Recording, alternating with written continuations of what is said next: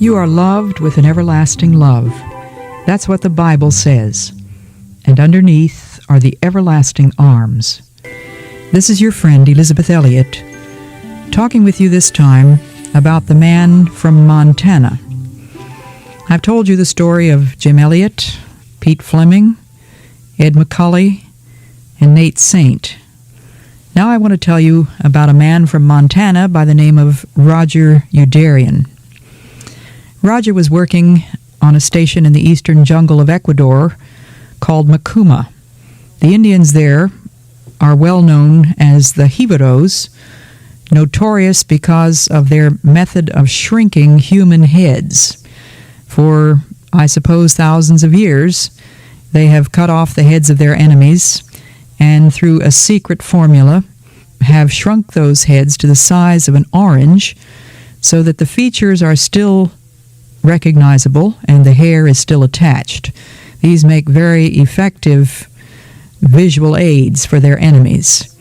If they're stuck up on poles around the houses of the Jivaros or dangling by the hair from their belts, you can imagine that it would give an enemy pause, realizing that his head might one day be dangling in the same fashion.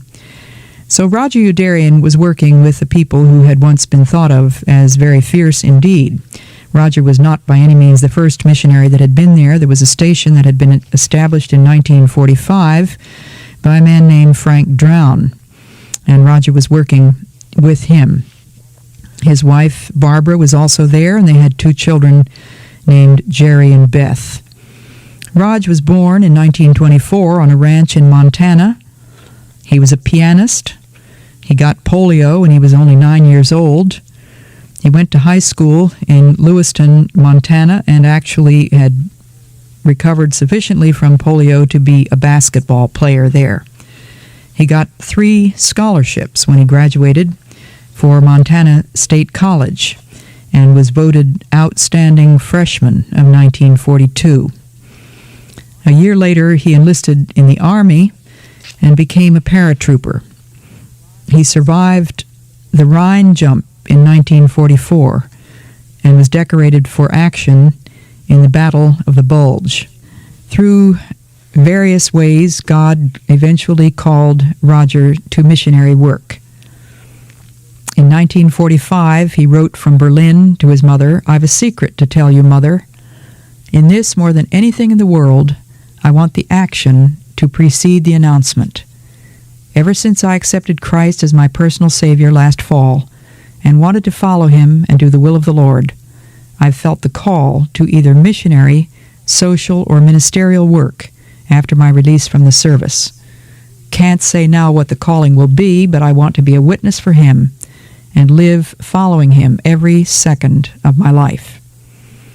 He went back to Montana in January of 1946 and decided that he was indefinitely to be a missionary, and so he enrolled in the College of Liberal Arts at Northwestern Schools in Minneapolis. And it was there that he met a quiet, fair-haired girl who was also studying Christian education with the idea of becoming a missionary. Her name was Barbara Orton from Lansing, Michigan. So Barbara and Raj were working there with the Jivaros on this station called Macuma. And Macuma was one of the stations that the pilot Nate Saint served with his little missionary aviation plane. The Jivaros had the habit of spitting through their second and third finger with a sort of a loud and explosive sound. And when Nate first met the Jivaros, he said all they do is laugh and spit.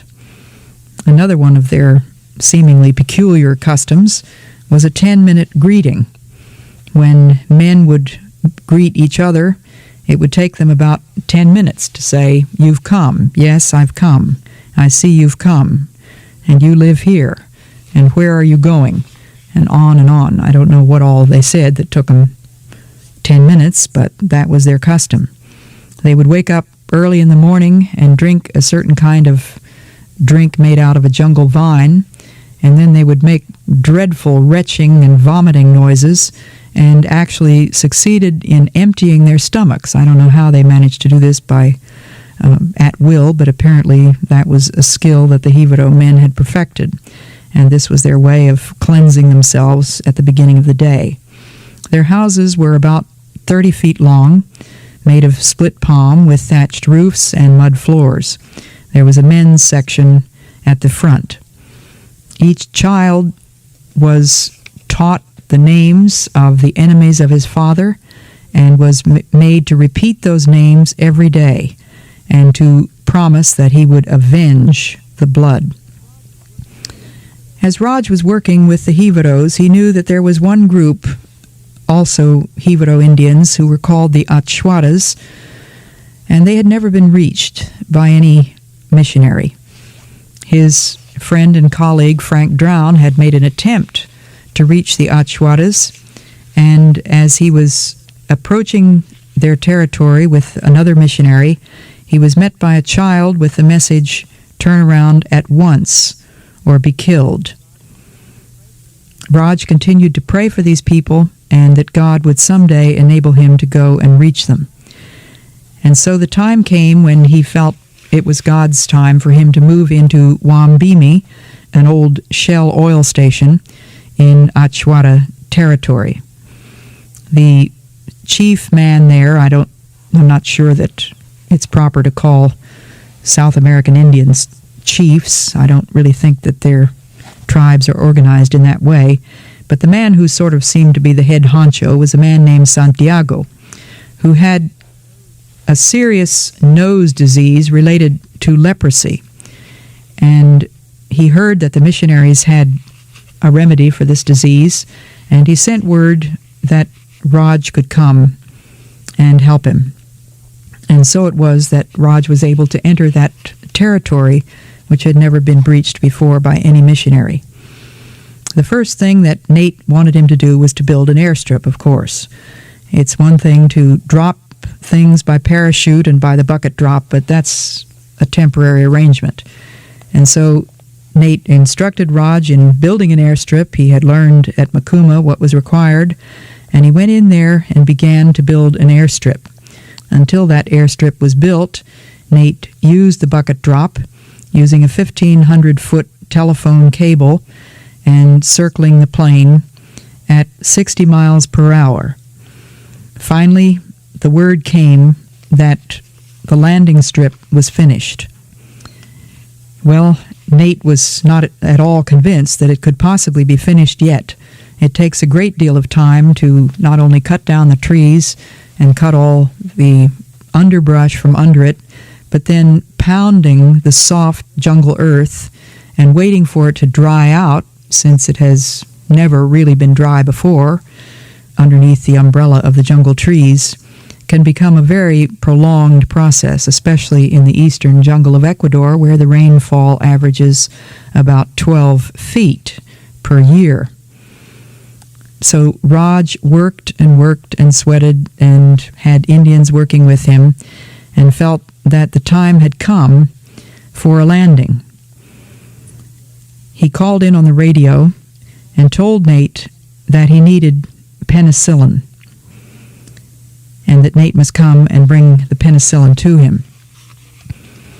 Nate wrote a very long account of his flying over, circling around, examining the strip from the air, deciding that could not possibly make a landing, but realizing from Raj's radio messages that this was an emergency, he prayed and eventually was able to land the plane. He gives this description in his own words. "While I circled back, I shook my head and said to myself audibly, 'No, it's just no good. It's just impossible.' Nevertheless, I figured I owed Raj a better look, so I came by low a time or two, and one time I was about to cut the engine and yell down to Raj and tell him, 'Sorry, no soap.' But I went on by, took another look at it. He had it nicely marked with bandage material. He had 50 yards on the lead end toward the big house marked off, and then he had a line with the word wheels on it. I knew I could touch down from where the wheels sign was. Down at the far end, he had marked off 250 yards. Well, I haven't got time to read you all of Nate's fascinating description of what was involved here, but he landed the plane. Raj came running up and said, "Have you got any medicine?" "Yes," I answered. "It's in here," and I tossed him the sack. I had it all bundled up, ready to throw out of the plane. There wasn't any "hello, I'm glad to see you," or "Dr. Livingston, I presume," sort of stuff. Raj was haggard. He had a week's beard, a dirty T-shirt ripped full of holes. He was really a pitiful sight, emaciated. He was at the bundle, tooth and nail, taking that stuff out. Then he started shouting at the top of his lungs, voice almost breaking, to the Indians down the strip, barking orders. I've never seen Raj behave quite like that. I know that he can snap at people when things are tight, but in this case I didn't know quite what to make of the whole situation.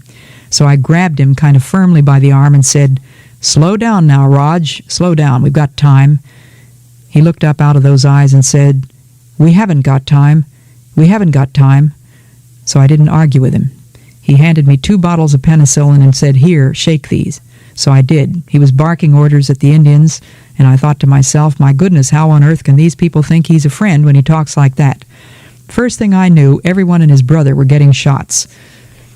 And so the little airplane, run by Nate Saint, saved the lives of the Indians with the help of this intense missionary, Roger Youderian, the man from Montana.